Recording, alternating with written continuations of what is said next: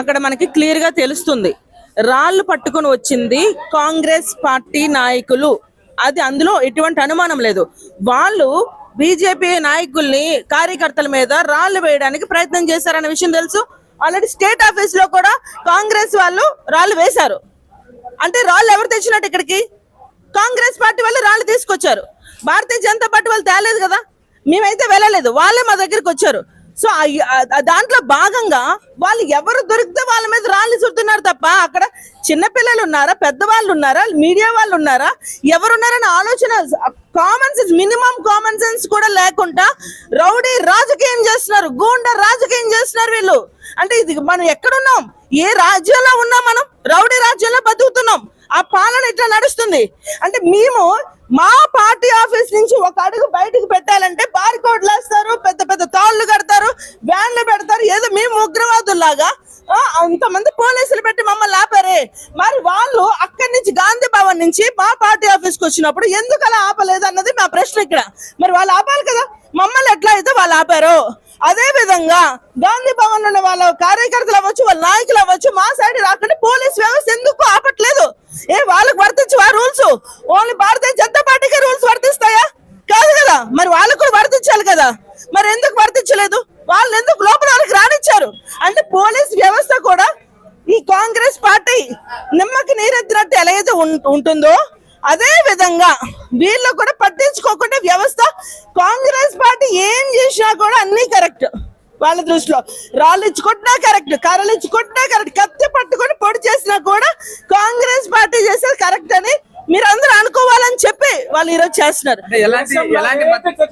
దేశవ్యాప్తంగా అటు నీటి విద్యార్థులందరూ ధర్మేంద్ర ప్రధాన్ కేంద్ర విద్యాశాఖ రాజీనామా చేయాలని చెప్పేసి ప్రొటెస్ట్ చేస్తాను. దాన్ని దారి మళ్లించేందుకు కాంగ్రెస్ బీజేపీ రెండు నాటకం అని చెప్పేసి విద్యార్థులు కర్రల సాంప్రదాయాన్ని బీజేపీ ప్రేరేపిస్తుందన్నది పెద్ద ఎత్తున వాదన వస్తుంది. దానికి మరి రాళ్ల సాంప్రదాయాన్ని వాళ్ళు ప్రేరేపిస్తున్నప్పుడు అంటే మేము అప్పట్లాగే గాంధీ ఒక చెంప మీద కొడితే ఇంకో చెంప చూపించమంటారా? చెప్పండి. అలా చూపించా ఇప్పటికీ కూడా ఈ కాలంలో కూడా నువ్వు కొడితే కొట్టు, ఇంకొక చెంప చూపిస్తాను మనం అడగలేం కదా. ఇప్పుడు అక్కడ ఏదైతే ఇప్పుడు జరిగిందో ఢిల్లీలో జితేంద్ర సింగ్ గారిని రిజైన్ చేయమని అడిగారు. దేనికి అడగాలి? నీటికి అదే ధర్మేంద్ర సింగ్ గారిని ప్రధాని రాజీనామా చేయమని అడిగారు. దేనికి అడగాలి? ఇప్పుడు చర్చలకి, నీటికి సంబంధించిన, విద్యార్థులకు సంబంధించిన చర్చలకి మేము సిద్ధంగా ఉన్నాము అన్న విషయం మేము చెప్పాక కూడా దేనికి వీళ్ళు మోడీ గారి ఇంటి, మన ప్రధాని మోడీ గారి ఇంటి ముందుకి రాహుల్ గాంధీ వెళ్ళి ఎందుకు ధర్నా చేయాల్సిన అవసరం ఎందుకు వచ్చింది? అంటే మేము ఒప్పుకోలేదా చర్చలకి? ఒప్పుకున్నాం కదా. ఆయన కూడా మా ఆపోజిషన్ లో ఉన్నప్పుడు, మా ఆపోజిషన్ లీడర్ అయినప్పుడు ఆయనకు ఆ హోదా ఇచ్చినప్పుడు మాట్లాడొచ్చు కదా, చర్చలు కొనసాగించవచ్చు కదా. అంటే మేము చర్చలకు రావేమో అనుకొని ఒక మాట మాట్లాడారు.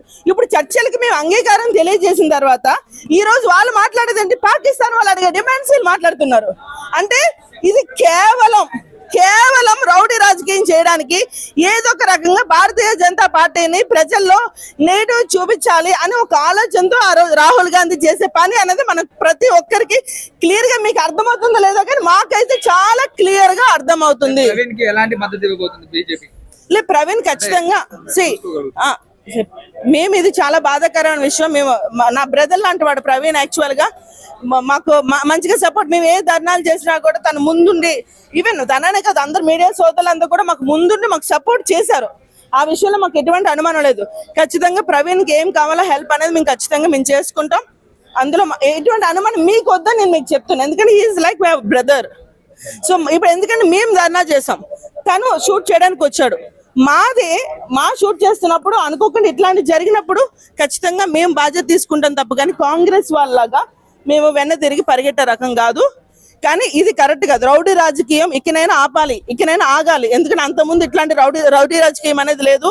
కానీ ఇప్పుడు ఈ కాంగ్రెస్ పాలన వచ్చిన దగ్గర నుంచి ప్రతి చోట నిరుద్యోగులు అట్లానే హింస పెట్టారు, మహిళలు అట్లానే హింస పెట్టారు, ఆఖరికి జర్నలిస్ట్ మీద కూడా అట్లానే హింస పెడుతున్నారు. ప్రతి ఒక్కరిని కూడా వీళ్ళు హింసించే పాలనే నడుస్తుంది.